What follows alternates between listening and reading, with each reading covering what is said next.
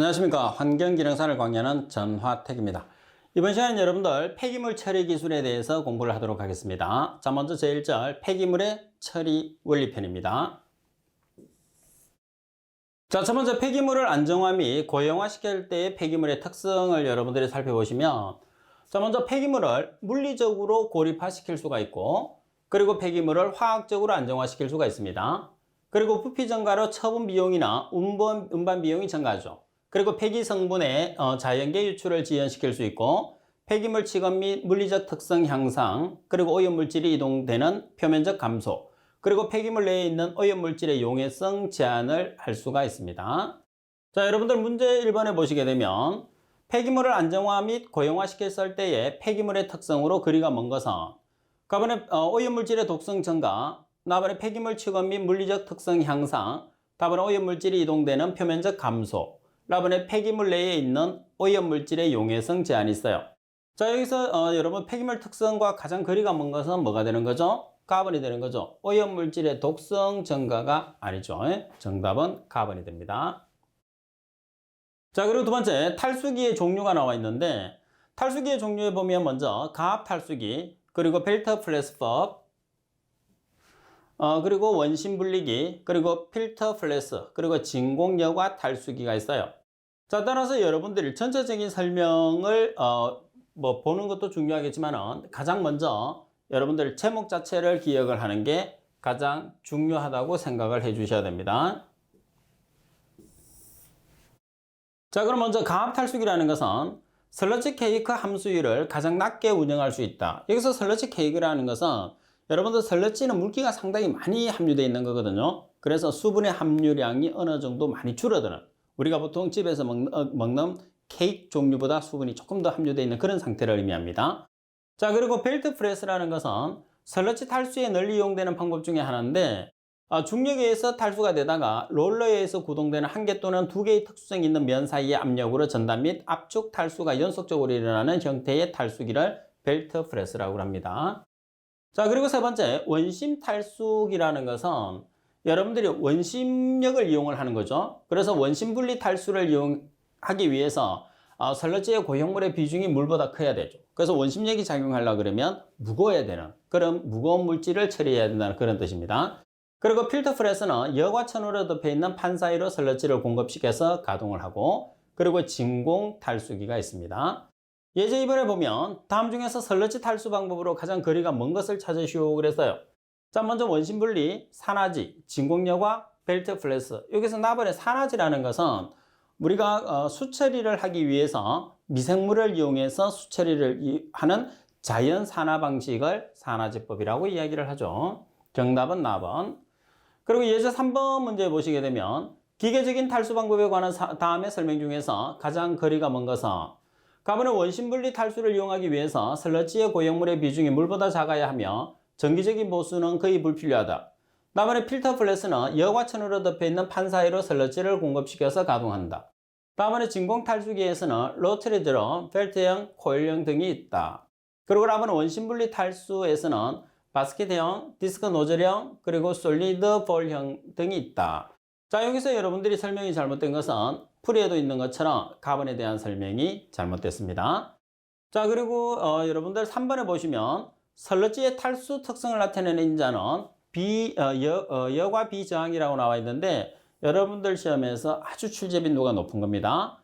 슬러지의 탈수 특성을 나타내는 인자는 무엇인가 이렇게 시험에 나오면 여과 비저항을 정답으로 찾으시면 돼요. 자, 바로 문제가 나와 있습니다. 다음 중에서 슬러지의 탈수 특성을 나타내는 인자로 가장 적합한 것은, 자, 뭐가 정답이 된다고 그랬어요? 슬러지 비저항이 정답이 된다고 했어요. 그죠?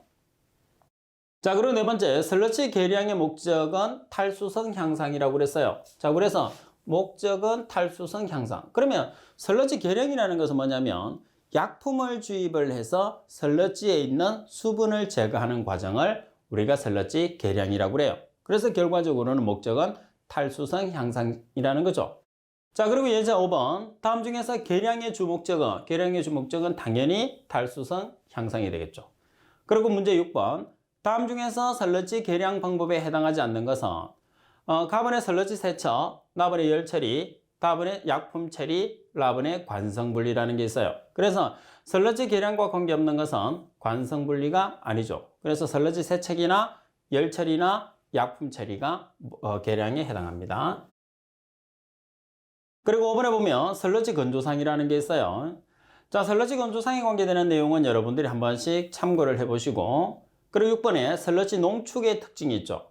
자, 설러지를 농축한다는 것은 아무래도 설러지는 고형물과 함수율, 수분으로 구성되어 있는데 고형물의 농도를 높이는, 다시 말해서 수분을 제거하는 기능을 농축이라고 해요.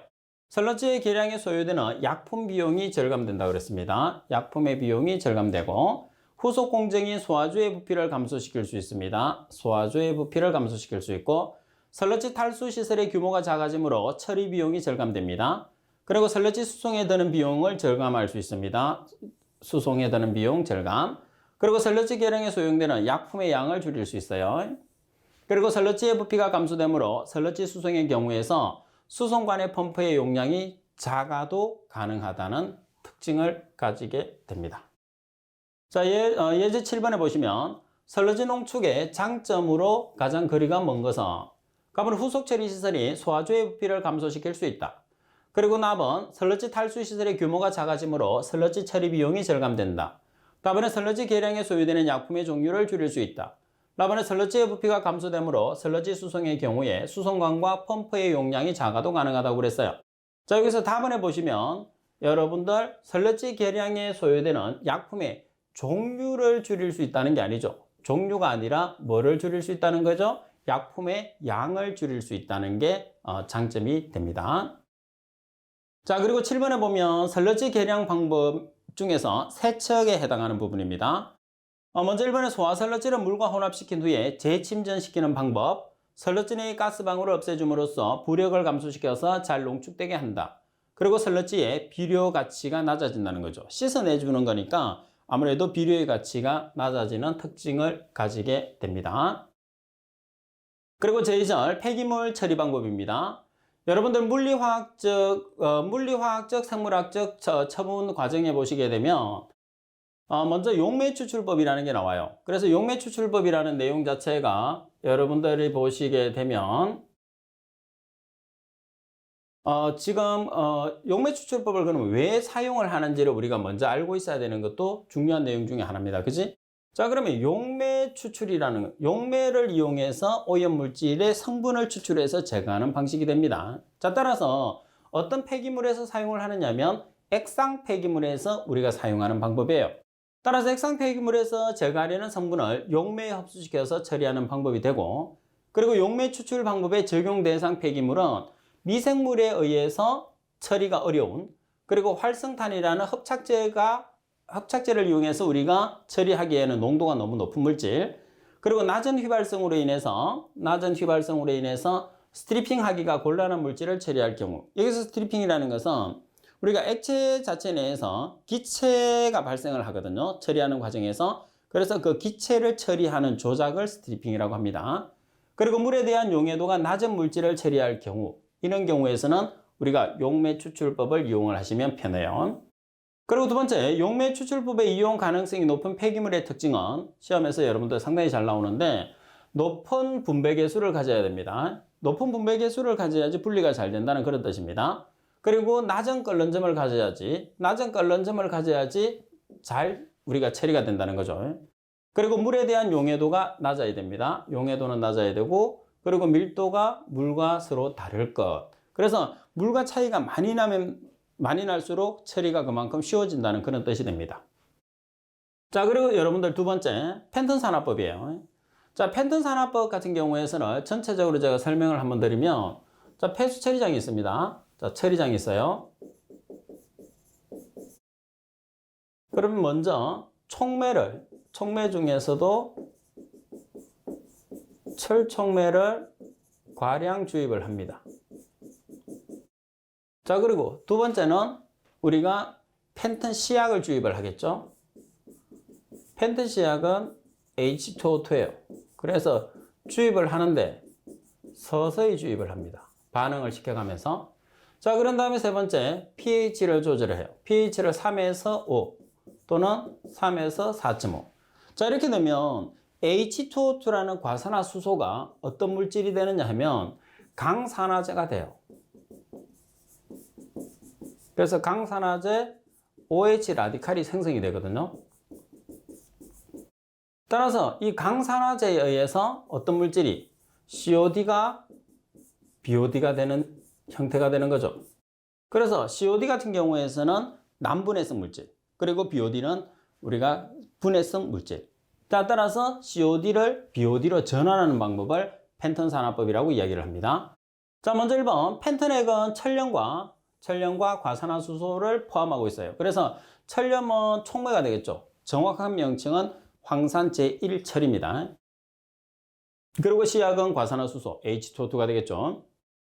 두 번째, 최적 반응을 위해서 침출수가 pH 3에서 5로 조정을 하고, 그리고 펜턴액을 첨가해서 난분해성 유기물질 NBDCOD를 산화해서 생분해성 유기물질 BDCOD로 변화시켜요. 그래서 NBDCOD를 COD라고 하고, 자, 그리고 BDCOD를 BOD라고 생각하시면 돼요. 그래서 결과적으로는 COD를 줄이고, 그리고 다시 말해 COD를 BOD로 전환하는 거니까 COD가 줄어들고 BOD가 증가하는 그런 형태가 되겠죠. 그리고 설러지 생성량이 많아질 수 있습니다. 그 이유는 여기서 천렴이 여러분 응집제입니다. 응집제. 그래서 응집제를 이용하니까 설러지가 많이 발생할 수 있어요. 그리고 처리시설은 pH 조절조, 중화 및 응집조, 침전조로 구성되어 있고, 그리고 여분의 과산화수소는 후처리의 미생물 성장에 영향을 줄 수 있습니다. 자, 그리고 펜턴 시약의 반응 시간은 천연과 과산화수소의 주입 농도에 따라서 변화가 되겠죠. 자, 그리고 두 번째, 펜턴 산화법을 정리해보면 펜턴 시약은 H2O2라는 과산화수소예요. 그리고 촉매는 황산제 1철이 되고, 그리고 강산화제는 OH 라디칼, pH는 3에서 5. 특징은 COD가 감소되고 BOD가 증가되는 특징을 가지게 됩니다.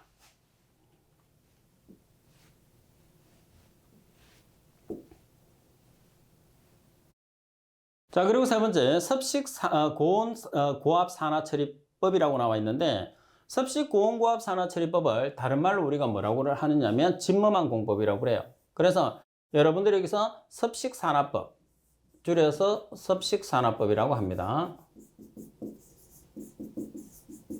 그래서 섭식 산화법, 진머만 공법. 자, 먼저 1번과 2번에 대한 설명을 주면서 여러분들이 그렇게 찾아내는 거예요. 액상 설러지의 열과 압력을 작용시켜서 용존산소에 의해서 화학적으로 설러지 내의 유기물을 산화시키는 방법이다. 두 번째, 설러지를 가열시켜서 설러지 내의 유기물이 공기에 의해서 산화되도록 하는 공법. 자, 이렇게 여러분들 설명을 주고 어떤 방법에 대한 설명이냐 이렇게 시험에 나오면 섭식산화법 또는 진머만 공법을 찾아주시면 됩니다.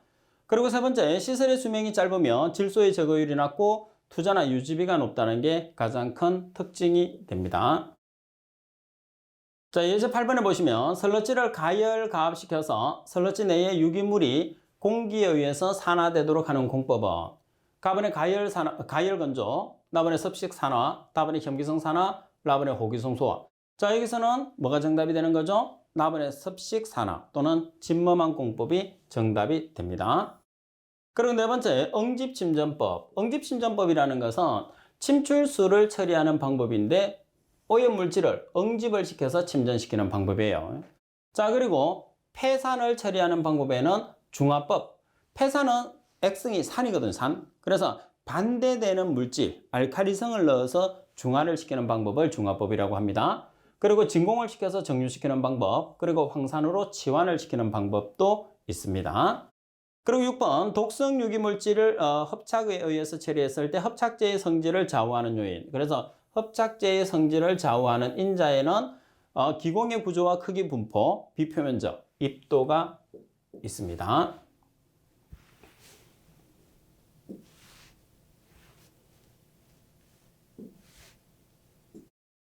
자, 그래서 두 번째, 고형화 처분입니다.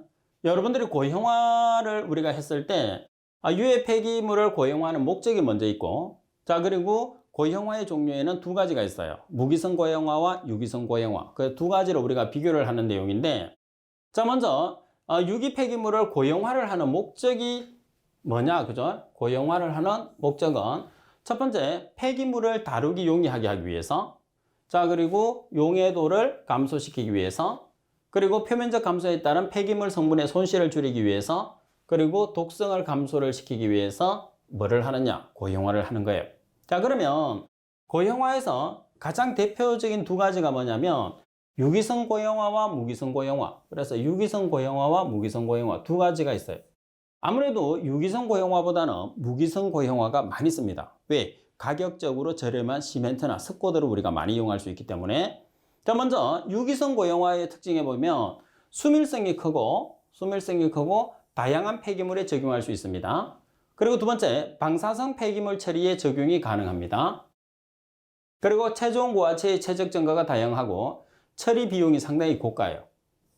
처리 비용 고가, 그리고 미생물이나 자외선에 대한 안정성이 약하고, 그리고 상업화된 처리법의 현장 자료가 빈약합니다. 그래서 여러분들이 3번, 4번, 5번은 잘 기억을 하세요.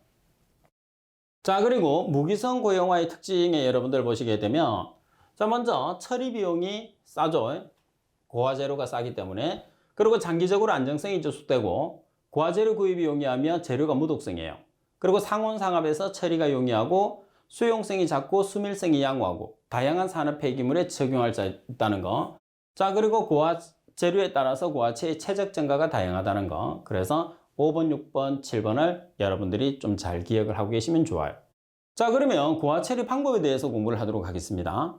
고화 처리 방법에서 첫 번째, 시멘트 기초법이 있어요. 자, 그러면 시멘트를 이용을 한다는 거죠. 그러면 고화 처리 방법에서 여러분들이 구별을 해야 되는 내용은 뭐냐면 탈수가 필요하냐, 탈수가 필요하지 않느냐를 반드시 비교를 해야 되는데, 시멘트나 석공 같은 경우에서는 여러분들 반죽 상태에서 고화를 시킬 거잖아요. 그죠? 그래서 폐기물이 있으면 시멘트를 이렇게 묻혀가지고 고화를 시키는 거예요. 그러면 시멘트나 석고 같은 경우에서는 물이 포함이 돼 있죠. 반죽 상태니까. 그래서 폐기물에 굳이 물이 완전히 없을 필요는 없어요. 자, 따라서 탈수가 필요 없다는 거죠. 자, 먼저 다양한 폐기물을 처리할 수 있고 폐기물의 건조도는 탈수가 필요 없다는 가장 큰 장점을 가지게 됩니다. 그리고 사용하는 시멘트의 양을 조절함으로써 폐기물 콘크리트의 강도를 높일 수가 있습니다. 자, 그리고 네 번째, 가장 널리 사용되는 방법 중에 하나로 포틀랜드 시멘트를 사용합니다. 자, 포틀랜드 시멘트를 사용하고 그 다음에 중금속 폐기물에 적합하고, 그리고 포틀랜드 시멘트의 주성분은 CaO라는 산화칼슘, SiO2라는 이산화규소가 있습니다. 자, 보면 단점에 보면 낮은 pH에서 폐기물 성분의 용출 가능성이 있다는 거죠. 자, 그리고 두 번째, 석회기초법으로 넘어가도록 하겠습니다. 자, 여러분들 석회기초법에 보시게 되면 첫 번째, 석회의 가격이 싸고 널리 이용되고 있죠. 그리고 탈수가 필요하지 않는 경우가 많습니다. 석회 같은 경우에서도 여러분들이 반죽 상태로 고형화를 시키기 때문에 굳이 폐기물에 물이, 이제 수분이 함유되지 않을 필요는 없어요. 그래서 탈수가 굳이 필요 없습니다.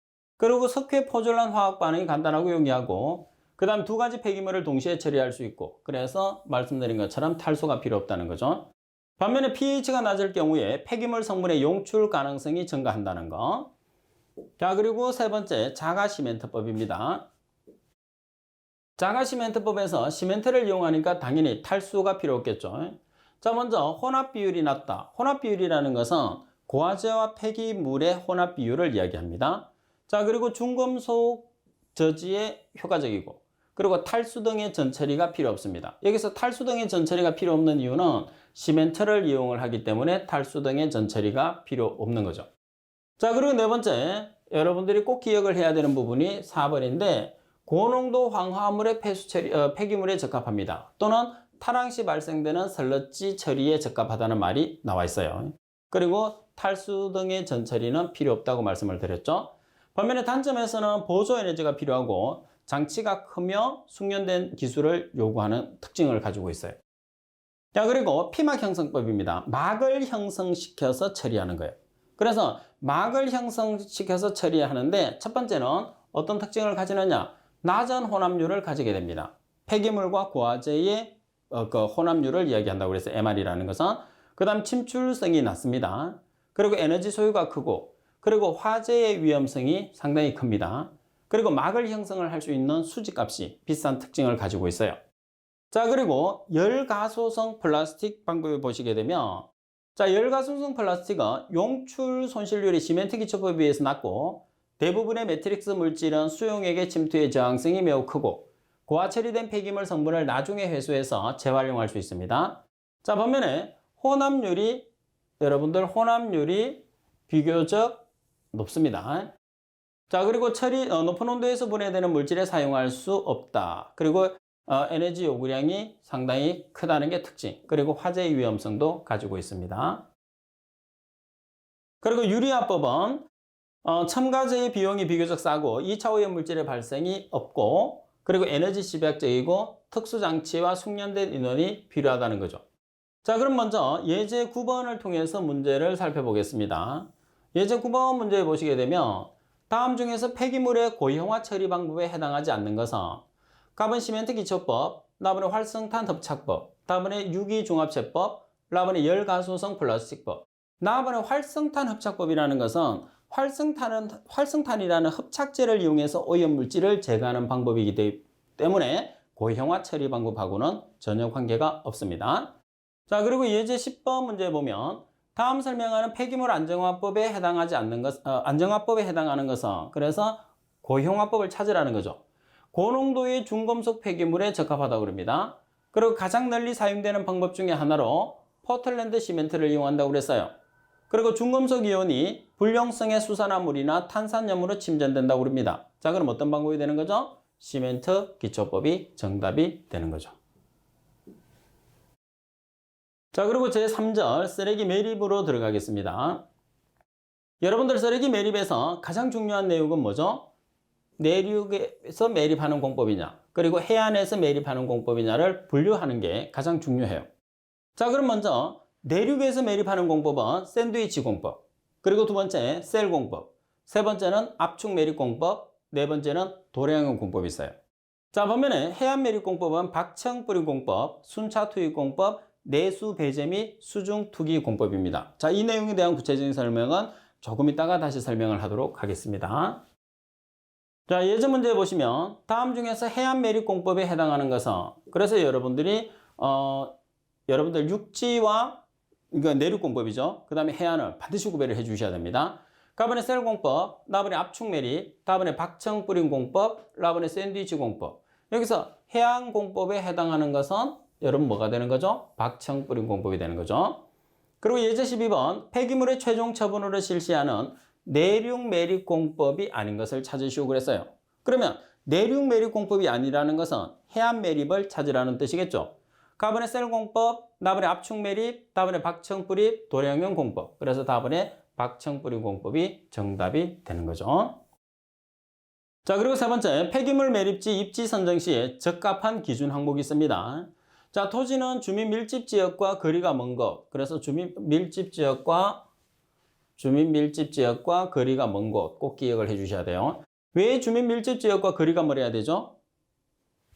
여러분들이 보통 주민이 많이 밀집되어 있는 곳에서는 민원이 많이 발생할 수 있잖아요. 그죠? 그래서 민원을 최소화하기 위해서 주민 밀집 지역과 거리가 먼 곳, 그리고 토양은 주변 토양 복토제 사용 가능성이 있는 곳, 그리고 지역 및 지질은 경제성이 있는 매립 용량 확보 가능한 곳, 그리고 수문은 강우 배제 침출수 발생 제어가 용이한 곳.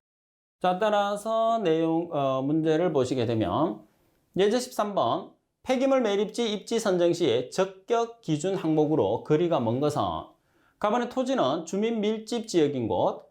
여기서 여러분들 주민 밀집 지역인 곳이 되면 아무래도 민원이 많이 발생할 수 있기 때문에 주민 밀집 지역이 아닌 곳을 선택해야 되겠죠.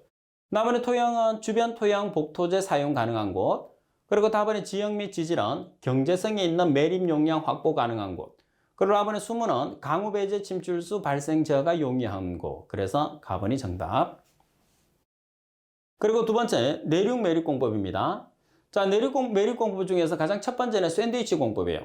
자, 샌드위치 공법은 여러분들이 보시다시피 이렇게 여러분들 매립장이 있습니다. 그럼 가장 아래쪽에 쓰레기를 매립을 해요. 그런 다음에 흙을 덮습니다. 흙을 덮는 걸 복토한다고 그래요. 자, 그리고 쓰레기를 매립하고 복토하고 쓰레기를 매립하고 복토하고. 이게 샌드위치 공법이죠.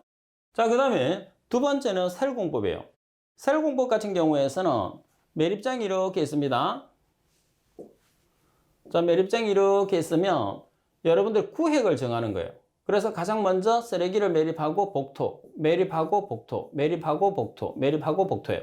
자, 이런 과정을 거치면 샌드위치 공법하고 비슷하게 되는데, 샌드위치 공법은 여기서 가스가 발생하면 전체로 다 이동하죠. 그래서 화재가 나면 이 전체가 같이 화재가 날 수 있는 위험성을 가지고 있어요. 반면에 셀 공법 같은 경우에서는 가스가 발생해서 화재가 나더라도 여기만 발생할 수 있는 거죠. 그리고 침출수 자체가 이동을 거의 못해요. 따라서 셀 공법을 우리가 가장 많이 사용하게 됩니다. 자, 그리고 세 번째, 압축 공법이죠. 자, 압축 매립 공법이라는 것은 뭐냐면 여러분들이 쓰레기를 먼저 일정한 더미 형태로 압축을 시키는 거예요. 그래서 보시다시피 매립장이 있으면 이게 더미예요, 더미. 쓰레기를 미리 압축을 해 놓은 거죠. 그리고 복토를 하고 더미로 만드는 우리가 쓰레기를 넣고, 그리고 복토하고, 더미를 넣고 복토하고. 그래서 쓰레기를 일정한 더미 형태로 여러분들이 압축을 한다는 게 그 압축 매립 공법의 가장 핵심이라고 보시면 됩니다. 특징에 보면 쓰레기 발생량 증가와 매립지 확보 및 사용연한 문제에 있어서 유리하고, 그 다음 운송이 간편하고 안정성이 있습니다. 그리고 지가가 비쌀 경우에 유효한 방법이고, 층별로 정렬하는 것이 보편적이며 매립 각 층별로 일일 복토를 실시해야 한다. 자, 그리고 네 번째, 도량형입니다. 자, 도량형은 여러분들 말 그대로 도량을 파는 거예요. 그래서 먼저 도량을 팠어요. 여기에 매립을 합니다. 그럼 복토는 바로 인근에서 복토재를 넣습니다. 그럼 다시 도량이 만들어지겠죠. 그럼 쓰레기를 매립하고 다시 인근에서 여러분들 복토재를 쓰고, 이런 방법을 쓰는 게 도량형 공법이 되겠죠. 자, 그리고 여러분들 해안 매립 공법이 됩니다. 자, 해안 매립 공법 같은 경우에서는 내륙 공법하고는 다릅니다. 처분장은 면적이 크고 일일 처분장이 많아요. 그리고 수중에 쓰레기를 깔고 압축 작업과 복토를 실시하기 어려워서 근본적으로는 여러분들 뭐하고 다르냐면 내륙 매립하고는 완전히 다른 형태라는 걸 꼭 기억을 해야 됩니다. 자, 먼저 박청뿌리 공법이라는 것은 보시다시피 밑면이 뚫린 바지선을 이용을 해요. 그래서 밑면이 뚫린 바지선에다가 쓰레기를 여러분 가득 싣고 나간 다음에 여기 밑면을 열어서 쓰레기를 투하시켜서 매립하는 공법이 되겠죠. 자, 반면에 순차 투입 공법이라는 것은 뭐냐면, 자, 육지에서부터 매립을 해 나가는 거죠. 그래서 트럭을 이용을 해서 쓰레기를 가득 싣고 나갑니다. 그런 다음에 불도저라는 우리가 그 장비를 이용을 해서 육지에서부터 바다 쪽으로 쓰레기를 계속적으로 매립을 해 나가는 공법을 순차 투입 공법이라고 이야기를 해요. 자, 그리고 수중 투기 공법이 내수 배제 공법, 이런 식으로 우리가 종류가 있습니다. 자, 그러면 예제 14번 문제를 여러분들이 보시게 되면, 다음은 폐기물의 매립 공법에 관한 설명이다. 가장 적합한 것은, 그래서 매립 공법을 찾으라는 거죠. 쓰레기를 매립하기 전에 이에 감량화를 목적으로 먼저 쓰레기를 일정한 더미 형태로 압축을 한다고 그랬어요. 자, 그럼 더미 형태로 압축을 한다고 하면 벌써 답이 나왔어요. 그죠? 그래서 더미 형태로 압축을 해서 매립하는 공법은 압축 매립 공법이다. 이렇게 나와 있죠.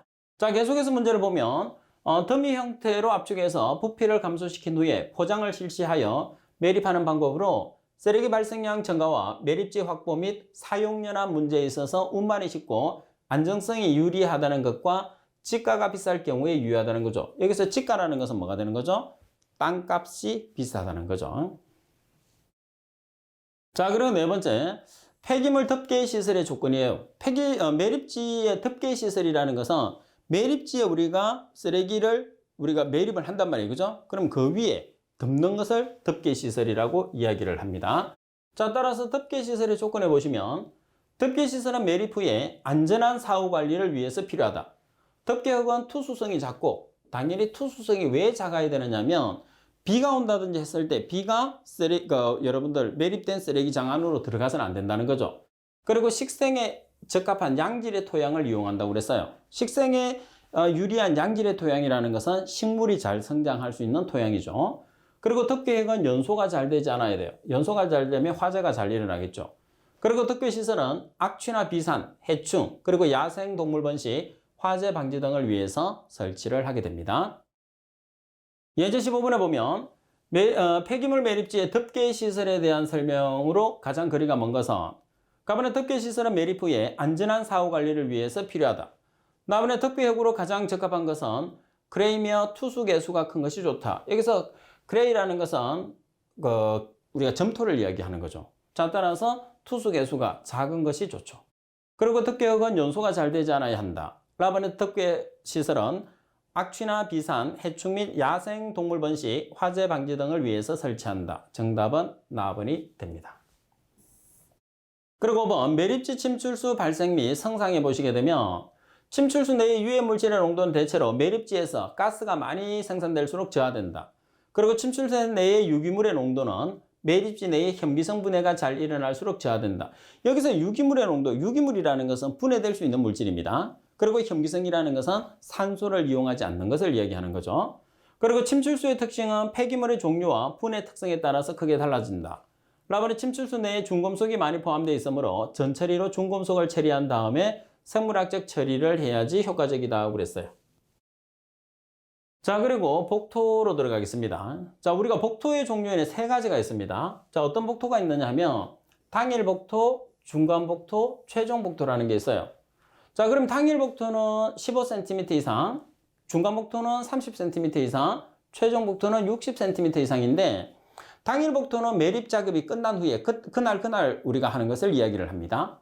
그리고 중간 복토라는 것은 매립 작업이 7일 이상 중단됐을 때, 그리고 최종 복토라는 것은 매립 시설의 사용이 종료됐을 때 우리가 최종 복토를 하게 되고요. 자, 그리고 우리가 복토를 사용했을 때 인공 복토제를 많이 쓰거든요. 그러면 인공 복토제의 조건에 보시게 되면 먼저 투수 개수가 낮아야 한다. 그래서 비나 눈이 왔을 때 투수가 잘 되지 않아야 된다는 거죠. 그리고 연소가 잘 되지 않아야 된다. 그래야 화재를 예방할 수 있습니다. 그리고 생분해가 가능해야 한다. 분해가 잘 이루어져야 된다는 거죠. 그래서 이 3가지가 상당히 중요합니다. 그리고 4번째, 살포가 용이해야 된다. 그리고 미관상 좋아야 한다. 매립지 공간을 전략할 수 있어야 한다. 위생 문제를 해결할 수 있어야 된다. 뭐 당연한 겁니다. 자, 반면에 복토의 목적이 보면 가장 중요한 것은 뭐죠? 우수의 침투를 방지하는 가장 큰 목적을 가지고 있습니다. 그리고 쓰레기 비산을 방지하는, 그리고 화재를 예방하는, 유해곤충이나 해충의 서식을 방지하는, 그리고 악취를 방지하는데 복토의 목적이 있다고 할 수가 있습니다. 자, 그리고 3번째, 차수시설 및 침출수가 있습니다. 매립지의 차수시설의 재료에는 점토나 시멘트, 합성수지를 주로 우리가 이용을 하게 되고요. 그리고 매립지의 차수시설의 특징에 보시게 되면 차수시설은 매립지 시작이 되면 복구가 불가능하므로 차수막의 특성에 따라서 완벽하게 설계 및 시공되어야 한다. 2번째, 차수시설의 형태에 따라서 매립지의 바닥 및 경사면의 차수를 위한 표면 차수공과 매립지의 하류 또는 주변부에 연직으로 설치하는 연직 차수시설로 나타낸다. 그래서 조금 이따 배우겠지만 표면 차수시설과 연직 차수시설 2가지로 나누게 됩니다. 그리고 점토에 벤토나이트 등을 첨가하면 차수성을 향상시킬 수 있다. 그리고 매립지의 폐기물에 포함된 수분이나 매립지에 유입되는 빗물에 의해서 발생되는 침출수 유출 방지, 매립지 내부의 지하수 유입 등을 방지하기 위해서 설치하죠. 그래서 가장 중요한 것은 여러분들 보시다시피 침출수 유출 방지, 그리고 지하수 유입 방지를 하기 위해서 뭐를 설치하느냐 하면 물을 차단하는 시설, 다시 말해서 차수 시설을 설치하는 거예요. 여러분들 예제 16번 문제 보시게 되면 다음 설명하는 매립시설로 가장 적합한 것은 폐기물에 포함된 수분이나 폐기물의 분해 시 생성되는 수분, 빗물에 유입되는 침출수의 유출을 방지하기 위한 것으로 매립이 시작되며 보수 및 복구가 불가능하므로 완벽하게 설계 시공되어야 한다. 사용되는 재료는 합성고무 및 합성수직의 막이나 점토가 사용된다고 그랬어요. 그래서 여기서 가장 핵심적인 게 침출수의 유출을 방지, 다시 말해서 물에 관계되는 거죠. 그래서 정답은 차수시설이 정답이 되겠죠. 그리고 예제 17번에 보면 매립지 차수시설에 대한 설명 중에서 거리가 먼 것은, 그래서 차수시설에 대한 설명 중에서 틀린 내용을 찾으라는 거죠.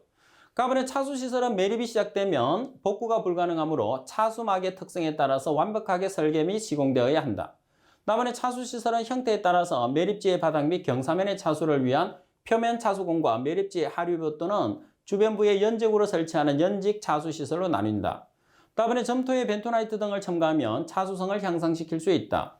다음에 합성수지 및 고무의 차수막은 내화학성과 내구성이 높아서 경사면 및 집안 치마의 우려가 있는 곳에서 직접 시공할 수 있다 돼 있어요. 자, 답안에 보시면 라번이 틀렸네, 그죠? 그래서 합성수지 및 고무게 차수막은 여기 보시면 경사면 및 집안 치마의 우려가 있는 곳에서도 직접 시공할 수 있다 되어 있는데 직접 시공할 수 없는 단점을 가지게 됩니다.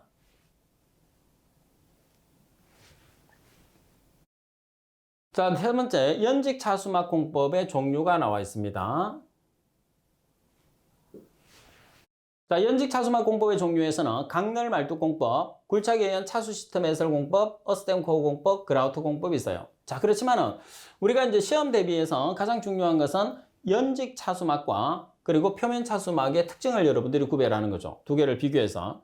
연직 차수막이라는 것은 보시다시피 여러분 우수 배수 시설이 이렇게 나와 있어요. 그럼 비가 이렇게 내리면 폐기물에서 빗물이 들어가겠죠. 이걸 이제 우리가 방지하는 거예요. 그러면 침출수는 이렇게 빠지는 거죠. 침출수는 이렇게 빠지고, 자, 그 다음에 우수 자체가 이제 방지를 하기 위해서 여기서 연직 차수막을 이렇게 설치를 해주는 거예요. 자, 그러면 연직 차수막은 차수막 보강 시공이 가능하고 지중해 수평 방향의 차수층이 존재했을 때 사용하고, 그리고 지하수에 집배수 시설이 불필요하다는 거죠. 그리고 단위 면적 공사비는 비싸지만 총 공사비는 싸다는 거. 그래서 여러분들 3번, 4번은 꼭 기억을 해 놓으세요. 그리고 이번에 지하 매설로서 차수성 확인이 어렵다는 거. 자, 반면에 표면 차수막을 여러분들이 보시게 되면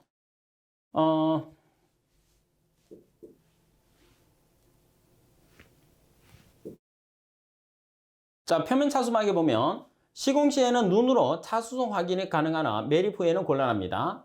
자, 그리고 특징에 보시면 지하수의 집배수 시설이 반드시 필요하죠. 반면에 연직 차수막은 필요 없습니다. 그리고 차수막 단위 면적당 공사비는 싸지만은 총 공사비는 비싸다는 특징을 가지고 있어요. 그래서 마찬가지 표면 차수막에서도 2번, 3번을 반드시 기억을 하고 계셔야 됩니다. 그리고 보수 가능성 면에 있어서는 매립 전에는 용이하나 매립 후에는 어렵다. 그리고 매립지 필요 범위에 따라서 차수 재료로 덮인 바닥이 있을 때 사용하고, 매립지 집안의 투수 개수가 큰 경우에서 우리가 사용을 하게 됩니다. 자, 그러면 여러분들이 표면 차수막 같은 경우에서는 지금 보시다시피 빗물이 이렇게 내리죠. 그래서 표면 차수막을 표면에 이렇게 설치를 하는 거예요. 그래서 표면에 설치를 해서 지하수 집배수 시설이 필요하죠. 자, 예제 18번에 여러분들 보시면 연직 차수막에 대한 설명으로 틀린 것은 표면 차수막과 비교 기준입니다. 가번에 차수막 보강 시공이 가능하다. 다번에 지중해 수평 방향의 차수층이 존재했을 때 사용을 한다.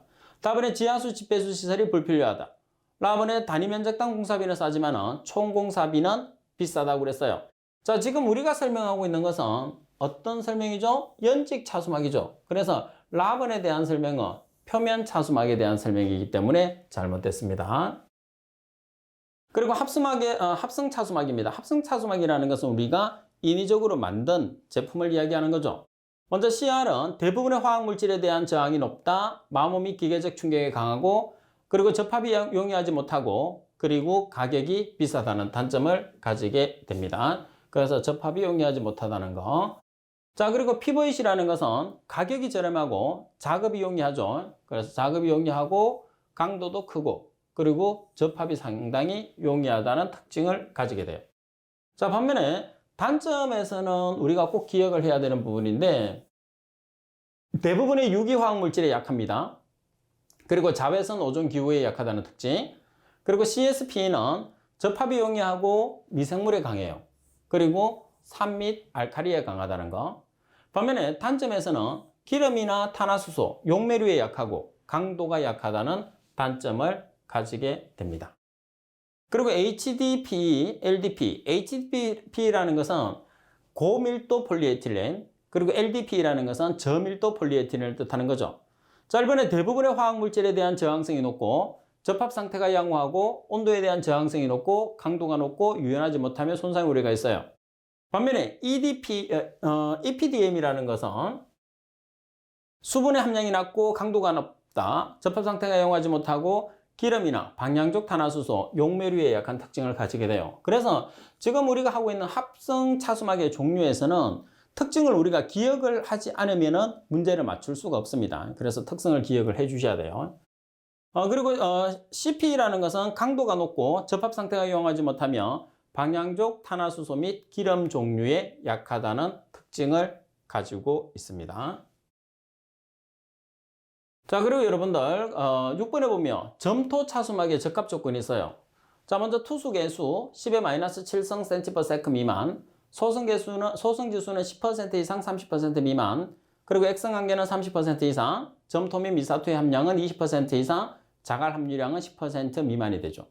자, 그리고 7번에 보면 여러분들 침출수 농도에 가장 크게 영향을 미치는 인자가 있는데, 매립된 쓰레기의 높이, 쓰레기의 질, 평균 강수량, 쓰레기의 조성, 쓰레기 현과 시간, 매립 방법이 있어요. 그래서 침출수에 관계되는 내용들은 전체가 가장 중요한 게 뭐냐 하면 강우량입니다. 강우량. 그래서 강우량 쪽에 포인트를 맞추면 되죠.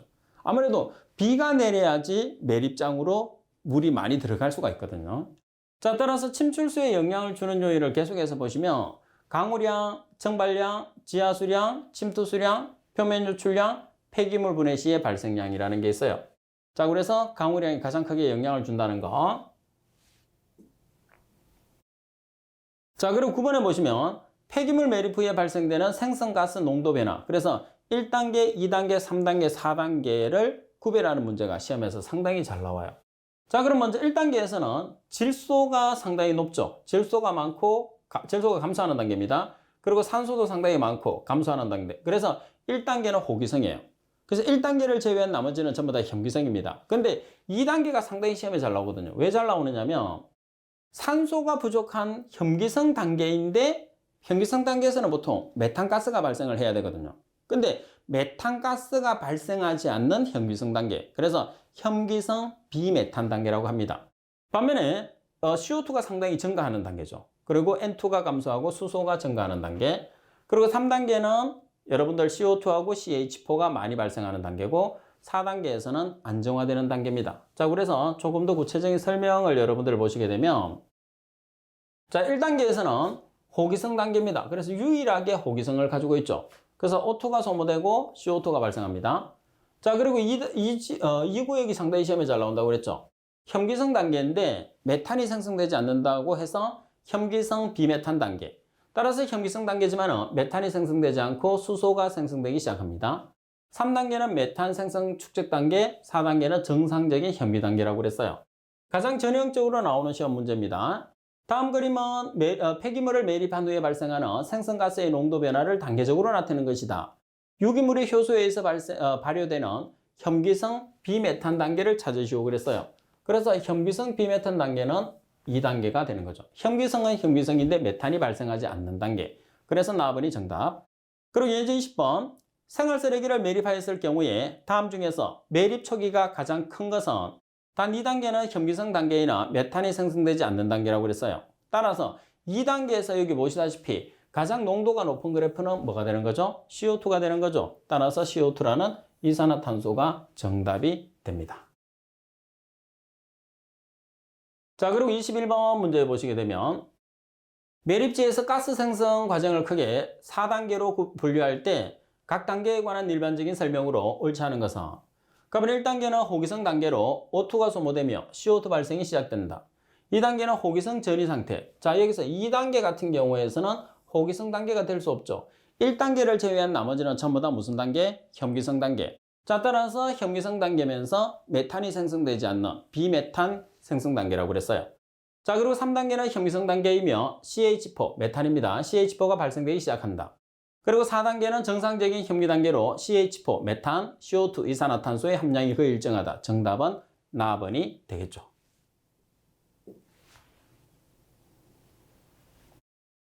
자, 이렇게 해서 오늘은 우리가 폐기물 중에서도 주로 방지 기술에 대해서 공부를 했습니다. 자, 여러분들 오늘 수업이 어떠셨나요? 자, 오늘도 여러분들이 열심히 공부한 만큼 저도 오늘 여러분과 함께 했던 시간이 상당히 즐거웠습니다. 자, 다음 시간에도 변함없이 즐거운 수업 시간이 될 수 있도록 여러분들 복습 꼭꼭꼭 하셔야 됩니다. 자, 다음 시간에 뵙겠습니다. 수고하셨습니다.